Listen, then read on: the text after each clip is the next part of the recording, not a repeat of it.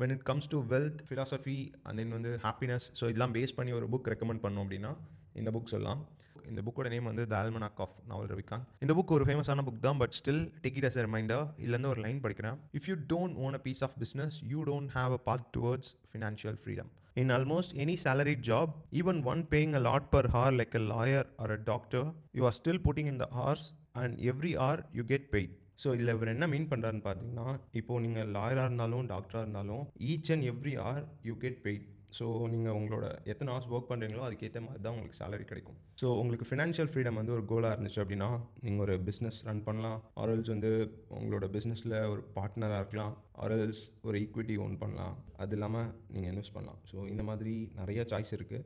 So already சொன்ன மாதிரி if you don't own a piece of business, you don't have a path towards financial freedom. இந்த book பின்னாடி ஒரு இன்ட்ரெஸ்டிங்கான story இருக்குது. இந்த புக்கோட ஆத்தர் வந்து எரிக் ஜார்ஜன்சன், நாவல் கிடையாது.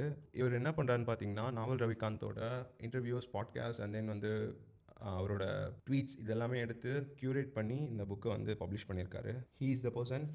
இந்த புக்கில் இந்த மாதிரி நிறைய இன்சைட்ஸ் இருக்குது. உங்களுக்கு வேணும் அப்படின்னா please go and check it out.